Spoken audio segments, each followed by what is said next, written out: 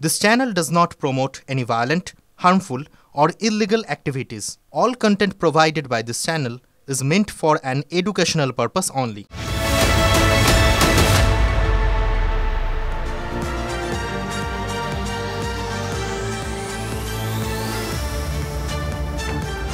নমস্কার, good afternoon.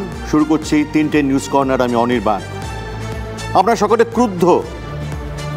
তিলোত্তমার খুনে সুবিচার চেয়ে ফুঁসছে রাজ্য, সারা রাজ্য। ঘটনার 24 ঘন্টার মধ্যেই অবশ্য গ্রেফতার হয়েছে এক অভিযুক্ত, সঞ্জয় তার নাম। কিন্তু সেই রাত্রিবেলা কি ঘটেছিল, ঠিক কি ঘটেছিল আরজি করের সেমিনার হলে? পিতামাতা হওয়া এখনো কি স্বপ্ন? অ্যাপোলো ফার্টিলিটির সাথে আপনার পিতামাতা হওয়ার স্বপ্ন পূরণ করুন। বিনামূল্যে পরামর্শের জন্য কল করুন 9899410685। ধোঁয়াশা আছে, আমাদের মনে ধোঁয়াশা, পুলিশের মনেও হয়তো ধোঁয়াশা আছে, কিছুতেই কাটছে না। এখনো পর্যন্ত সঞ্জয় ছাড়া দ্বিতীয় কোনো ব্যক্তির উপস্থিতি নিয়ে কোনো তথ্য পেয়েছি কি আমরা? পাইনি এখন। ময়না তদন্তের প্রাথমিক রিপোর্টে যা উঠে এসেছে তাকে পৈশাচিক বললেও কম বলা হয়। স্বাভাবিকভাবেই প্রশ্ন ওঠে, এমন নারকীয় কাণ্ড আমার মনে, আপনাদের মনেও নিশ্চয়ই প্রচুর প্রশ্ন আসছে। এরকম নারকীয় কাণ্ড একজন কি করে করে? তার পক্ষে কি ঘটানো সম্ভব? বিশেষ করে তিলোত্তমার পেলভিক বোনের ইনজুরি, একটা পেলভিক বোন তাকে ভাঙতে একটা সুপার হিউম্যান এফর্ট লাগে। একজন লোকে হয় না, প্রচন্ড শক্তি লাগে। ট্যাক্সি বা ট্রাকের ধাক্কা লাগলে পেলভিক বোন ভাঙতে পারে। দানবীয় শক্তির প্রয়োজন। ফলে একজন বদ্ধ মানুষের পক্ষে কি করা সেটা সম্ভব? আমার প্রশ্ন। আরেকটা প্রশ্ন আছে, নির্যাতিতা যে সেমিনার রুমেই ঘুমিয়ে আছে সে কথা অভিযুক্ত জানলো কি করে জানলো? হ্যাঁ, তার মেনে নিচ্ছে তার অবাধ যাতায়াত ছিল হাসপাতালের বিভিন্ন করিডোরে রোগীদের, কিন্তু যেখানে ডাক্তারদের এক্সক্লুসিভ জোন, যেখানে শুধু ডাক্তাররা থাকেন এবং নাইট ডিউটি করেন, সেখানে কি করে সে পৌঁছে গেল? অনেকেই চেনা ছিল কি? চেনা লোকের সূত্র ধরে কি ওখানে পৌঁছে গেল? আচ্ছা, এমন পাশবিক অত্যাচার চলছে, একটি মেয়ে তো রেজিস্ট করছে, সে চেঁচানোর চেষ্টা করছে, তার চিৎকার কেউ শুনতে পেল না কেন? তবে কি শুরুতেই কোনোভাবে অচৈতন্য করে, সেডেটিভ দিয়ে বা অন্য কোনো পদ্ধতিতে তাকে অচৈতন্য, সেন্সলেস করে দেওয়া হয়েছিল তিলোত্তমাকে? নাকি আরো বড় প্রশ্ন, তাকে আগেই খুন করে ফেলা হয়? তবে তিলোত্তমা খুনে কি একাধিক ব্যক্তি জড়িত? ময়না তদন্তের রিপোর্ট থেকে কি উঠে আসছে জানতে মেডিকেল বোর্ডের সঙ্গে বৈঠক করবে পুলিশ। আমি একটু কথা বলবো আমার সহকর্মী সুপ্রিয়র সঙ্গে। আমার সহকর্মী সুপ্রিয় আছে। সুপ্রিয় প্রথম থেকে এই ঘটনা ফলো করছে। সুপ্রিয়, তুমি হয়তো শুনেছো আমি কতগুলো প্রশ্ন করেছি। আমার মনে, পশ্চিমবঙ্গবাসীর মনে হয়তো তোমার মনে কতগুলো প্রশ্ন আসছে। কি করে একজন লোকের পক্ষে এরকম একটা দানবীয় ঘটনা ঘটানো সম্ভব? তোমার কি ইনভেস্টিগেশন রিপোর্ট কি বলছে তোমার? অনির্বাণ, একেবারেই আপনি যে প্রশ্নটা তুলছেন, বিভিন্ন মহল থেকে, একদিকে নির্যাতিতা ছাত্রীর পরিবারের যারা সদস্যরা রয়েছেন, এমনকি তার যারা সহপাঠীরা রয়েছে, বা এই আরজি কর মেডিকেল কলেজ ও হাসপাতালের অন্যান্য যারা চিকিৎসক পড়ুয়ারা রয়েছেন, তারাও কিন্তু ঠিক এই একই প্রশ্ন সামনে তুলে ধরছেন যে একজনের পক্ষে কিভাবে এত বড় একটা নারকীয় ঘটনা সম্ভব? তাহলে কি আরও কেউ বা কারুর উপস্থিতি ছিল? যদিও সেই বিষয়গুলো এখনও তদন্ত সাপেক্ষ। আর সেই কারণে এই নির্যাতিতা ছাত্রীর যে সিমেন্ট টেস্ট, সেই সিমেন্ট টেস্টের রিপোর্টের জন্য তদন্তকারীরা অপেক্ষা করছেন। তার পাশাপাশি ইতিমধ্যেই যে ময়না তদন্ত হয়েছে তার মৃতদেহের, সেই ময়না তদন্তের রিপোর্ট অনুযায়ী কিন্তু এখনও পর্যন্ত তদন্তকারীরা যেটা দাবি করছেন যে সঞ্জয় রায় অন্যতম অভিযুক্ত সিভিক ভলেন্টিয়ার, সে একাই এই গোটা ঘটনার সঙ্গে যুক্ত। কিন্তু এখানে আরও যে প্রশ্নটা উঠছে, তার সঙ্গে যারা সেদিন রাতে অন ডিউটি অবস্থায় ছিল, অর্থাৎ যাদের সঙ্গে রাত 12টা নাগাদ তিনি ওই সেমিনার হলে ডিনার সেরেছিলেন, তারা ঘটনার পরবর্তী যখন পরবর্তী সময়ে এই ঘটনা ঘটলো তারা কেন কেউ কোনো কিছু বুঝতে পারলেন না? কারণ একজন ছাত্রীর উপরে বা একটি মেয়ের উপরে যখন এই ধরনের পাশবিক অত্যাচার চলছে, সে অবশ্যই চেষ্টা করবে বাঁচার, সে চিৎকার চেঁচামেচি করবে, কিন্তু সেই চিৎকার চেঁচামেচি যদি সে করে থাকে তাহলে সেটা আর কারুর কান পর্যন্ত কেন পৌঁছলো না, পৌঁছানো সম্ভব হলো না? এই বিভিন্ন প্রশ্ন কিন্তু ইতিমধ্যেই সামনে উঠে আসছে। সুপ্রিয় তুমি আমাদের সঙ্গে থাকো, আমি কতগুলো আপডেট আগে নিয়ে নিই, তারপরে আমি তোমার কাছে আবার ফেরত যাব, একটু সঙ্গে থাকো। দুটো আপডেট আছে ইম্পর্টেন্ট। এবারে ধৃত সঞ্জয় রায়ের ডিএনএ ম্যাপিং এর প্রস্তুতি নিচ্ছে লালবাজার। ডিএনএ ম্যাপিং, তিলোত্তমার দেহে মেলা সিমেন্ট স্যাম্পলের সঙ্গে মিলিয়ে দেখা হবে ধৃত সঞ্জয় রক্তের নমুনা। তিলোত্তমাকে ধর্ষণ না গণধর্ষণ, এই প্রশ্নটাই আমাদের মাথায় ঘুরপাক খাচ্ছে। একাই ছিলেন সঞ্জয় নাকি নেপথ্যে একাধিক ব্যক্তি, তা জানতেই এবার তৎপর লালবাজার। সংগ্রহ করা হয়েছে ধৃতের নানা রকমের নমুনা। এবং আরেকটা আপডেট হচ্ছে যে তিলোত্তমা খুনের 4 ডাক্তার, এটা খুব ইম্পর্টেন্ট, 4 ডাক্তারকে নোটিশ পাঠালো পুলিশ। 4 ডাক্তারকে জিজ্ঞাসাবাদের জন্য নোটিশ। ঘটনার দিন রাত্রে তিলোত্তমার সঙ্গে ডিনার করছিল এই 4 জন। আমি আগে একটু আমি সুপ্রিয়র কাছে যাব। সুপ্রিয়া, মুখ্যমন্ত্রী একটা ডেডলাইন দিয়েছেন পুলিশকে, রবিবার পর্যন্ত পুলিশকে ডেডলাইন মুখ্যমন্ত্রীর, এবং রবিবারের মধ্যে যদি কিনারা না হয় সিবিআইকে তদন্তভার দিয়ে দেবেন তিনি। তিলোত্তমার পরিবারের সঙ্গে সাক্ষাতের পর জানালেন মমতা বন্দ্যোপাধ্যায় ফাস্ট ট্র্যাক কোর্টে ফাঁসির দাবি জানানো হবে, ভেতরের কেউ যদি থাকে তদন্ত হবে, জানিয়েছেন মুখ্যমন্ত্রী। আমরা সুপ্রিয়র সাথে যাব, তার আগে আমরা একটু মুখ্যমন্ত্রীর বক্তব্যটা শুনে নেব। এবং আমি চাই পুলিশ যত তাড়াতাড়ি সম্ভব দোষীদের গ্রেপ্তার করবে। আর রবিবার পর্যন্ত যদি তারা কুল কিনারা করতে না পারেন, কারণ ভেতরেও তো অনেকে আছে, তাহলে এই কেসটা আমরা আমাদের হাতে রাখবো না, আমরা সিবিআইকে দিয়ে দেবো। তার কারণ হচ্ছে আমার এতে কোনো পাওয়ার লেনা দেনা কিছু নেই, আমি প্রথম দিন থেকেই বলছি, কিন্তু ওদের সাকসেস রেট খুব কম। খুব নক্কারজনক ঘটনা এবং খুবই বেদনাদায়ক ঘটনা। যেই জড়িত থাক তাকে ইমিডিয়েট শাস্তি দিতে হবে। এবং আমরা চাই এই কেসটা ফাস্ট ট্র্যাক কোর্টে জুডিশিয়াল প্রসেসটা তাড়াতাড়ি হবে এবং তাতে আমরা ফাঁসির দাবি জানাবো। আমরা সুপ্রিয়র কাছে একটু যাব আরেকবার। সুপ্রিয়, এটা পরিষ্কার একটা ডেডলাইনের কথা, যেটা আমরা বলছি বারে বারে, ডেডলাইন দিয়ে দিলেন পুলিশকে। এবং পারলে পরবর্তীতে আমি পুলিশ কমিশনার বিনীত গোয়েলের বক্তব্য শোনাতে পারবো পরের কোনো বুলেটিনে। তাকেও কিন্তু খুব কনফিডেন্ট মনে হলো যে হ্যাঁ আমরা 4-5 দিনের মধ্যে একটা ব্রেক থ্রু হয়তো করতে পারবো, তিনি ইঙ্গিত দিয়েছেন সেরকম। এবং তুমি আমায় বলো, পুলিশের তদন্ত অবশ্যই আমাদের মাথায় সাংবাদিকদের, সাধারণ মানুষদের মাথায় তো নানা রকমের প্রশ্ন ঘুরছে। তুমি কি তুমি তো ইনভেস্টিগেট করছো প্যারালাল, তুমি কি বলছো যে এই পুলিশ কি একদম ঘটনার মূল যে সত্য, সেই সত্যর কাছাকাছি পৌঁছতে পেরেছেন? এখন অনেক দূরে।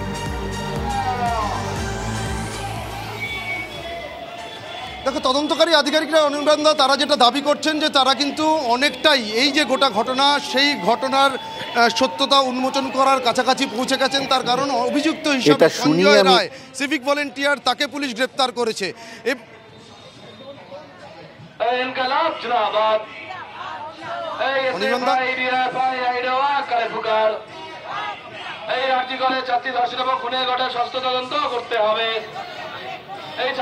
হ্যাঁ সুপ্রিয়া, বলো তুমি। অনির্বাণ, যেমনটা বলছিলাম যে তদন্তকারীরা কিন্তু যেমনটা দাবি করছেন যে তারা অন্যতম অভিযুক্ত হিসেবে সঞ্জয় রায়কে তারা গ্রেপ্তার করেছেন, কিন্তু পারিপার্শ্বিক যে সমস্ত তথ্য প্রমাণ রয়েছে সেগুলো যাচাই করার কাজ চলছে। তার পাশাপাশি তার সঙ্গে ওই দিন রাতে যারা কর্তব্যরত ছিলেন তাদেরকে তদন্তকারীরা জিজ্ঞাসাবাদ করতে চান, আর সেই কারণেই তাদেরকে ডেকে পাঠানো হয়েছে।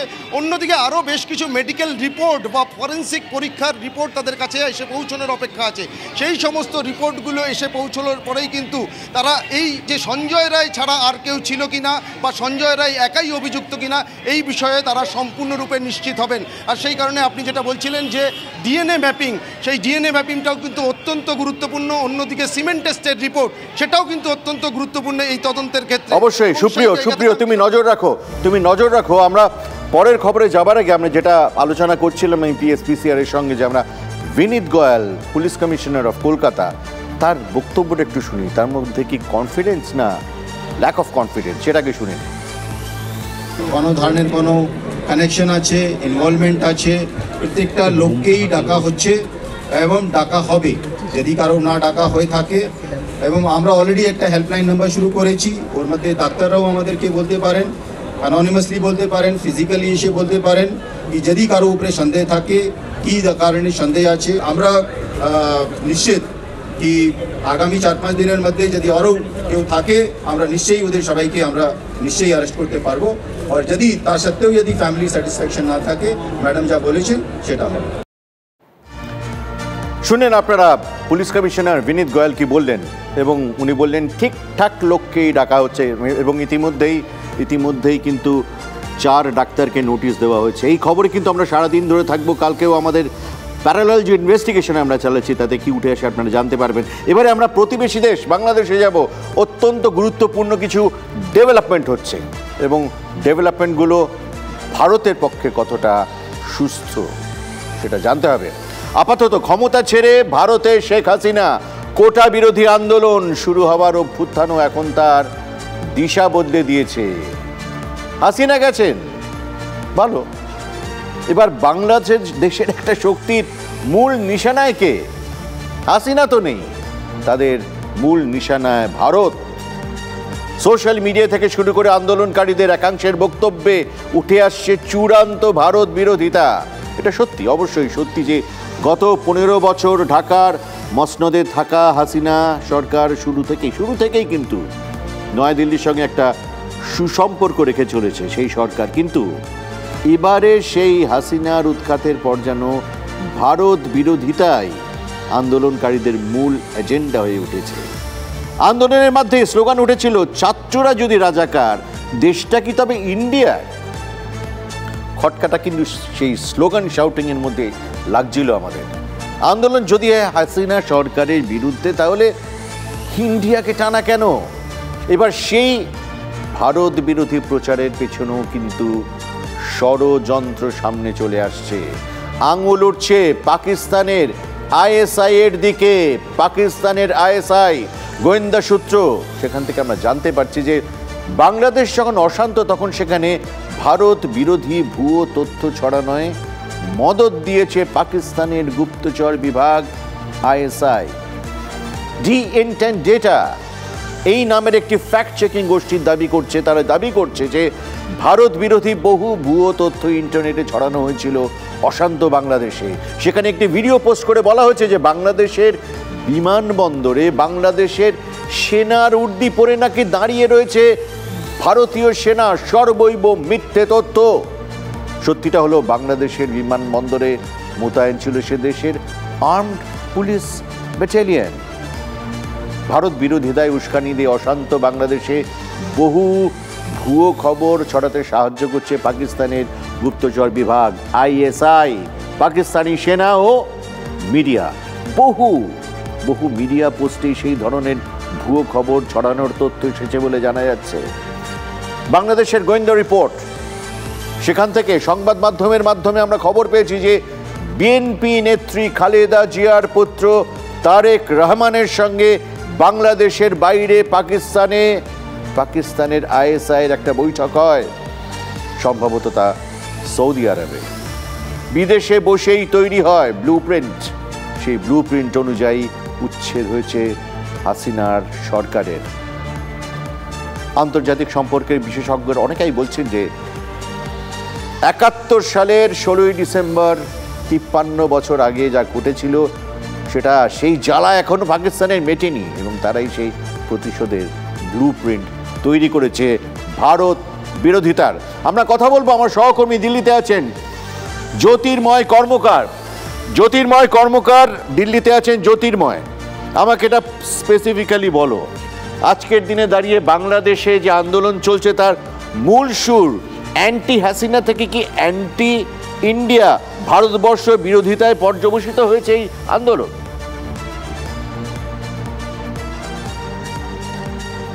দেখো, যে সময় এই আন্দোলন চলছিল, এই আন্দোলনের স্লোগানে, আন্দোলনের ভাষায়, সেই সময় কিন্তু ভারত বিরোধিতার ইঙ্গিত বা ভারত বিরোধিতার টোনটা পুরোপুরিভাবে স্পষ্ট ছিল। এরপরে অর্থাৎ শেখ হাসিনা যখন ভারতে পালিয়ে আসেন, নয়াদিল্লিতে পালিয়ে আসেন, ঠিক তারপরেই প্রধানমন্ত্রী তিনি সর্বদলীয় বৈঠক ডাকেন সংসদে।